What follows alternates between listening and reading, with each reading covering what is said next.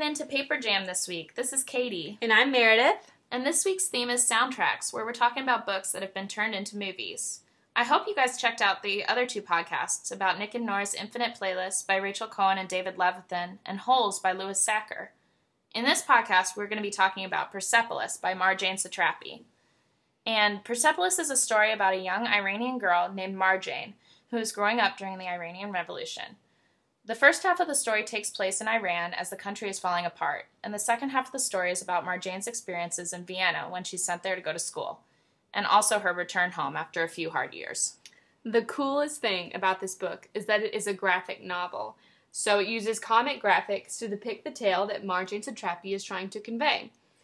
Satrapi stated in an online interview that, to her, a book is pages related to something that has a cover.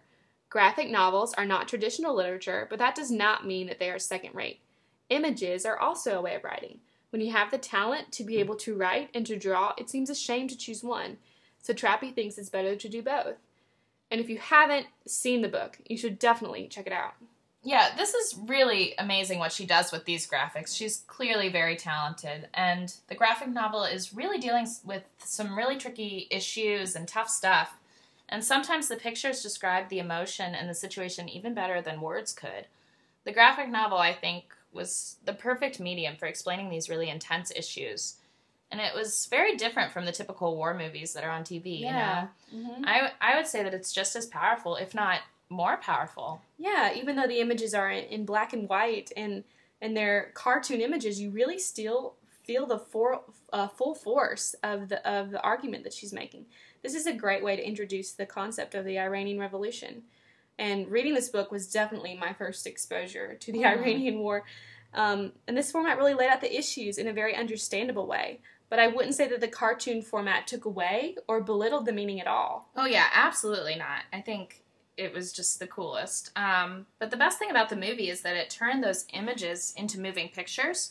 And the whole film looks in the same style of the book, but it has that added element of movement, which makes the pictures so much more intriguing. Because Marjane actually worked with this guy named Vincent Parnot to create the graphics for the movie. And like Nick and Nora's Infinite Playlist authors, Rachel Cohen and David Levithan, they worked on it together to create the final piece. Yeah, so actually in an interview on the movie's webpage, and we posted this on Facebook for you guys, they talk about how they both have different strengths and weaknesses, and they work together to make the piece be as strong as possible. Yeah, it is really great to see so many artists collaborating to create these really excellent pieces of literature. And one thing that I did miss when watching the movie was that I didn't feel that there was as much about Marjane's childhood moments. There were a few moments in the movie, but I think probably because of time constraints, they really got straight to the bigger picture.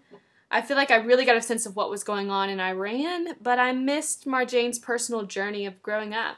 Yeah, that was a shame, because there were some really sweet moments in the book. But, I don't know, I felt like this memoir is still very personal to Marjane, because it is her real story. And even though they don't show as much information about Marjane's childhood moments, I still think that because it's through her perspective, it seems very personal. Yeah. Another thing about this graphic novel is that it was originally written in French. So in the movie, they're speaking French, but they have subtitles in English so you can understand what's going on. Thank goodness. But this graphic novel format is actually a really great way of getting information out.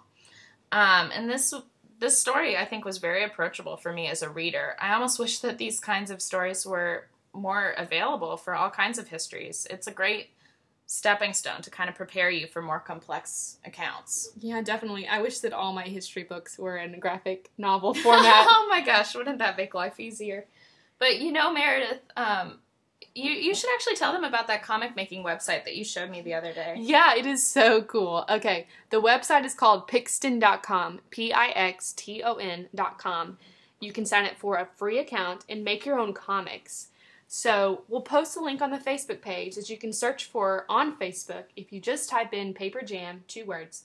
We have a blue and orange logo with a guitar on it. Yeah, Pixton is actually really cool. Meredith's already made some really awesome comics, and it looks like a ton of fun. I'm actually going to check it out this week. But if any of you all end up making Pixton comics about your own history or anything else, We would love for you to share it on our Facebook wall. Yeah, and we have also posted links on Facebook for the movie website, as well as Random House's website about Persepolis, the graphic novel. Well, thanks you guys for listening. We really hope you enjoyed our first podcast. And let us know if you have any feedback. Did you like our soundtrack theme? Or were there some other things that you would have liked to have heard about? And as of now, we're planning to do a theme of Born in the USA, a Bruce Springsteen hit, where we look into what it means to be an American and how being an American can have many different meanings. And that should come out just before Thanksgiving. But as of now, let's focus on the holiday at hand. Happy Halloween, you guys. Thanks. See ya.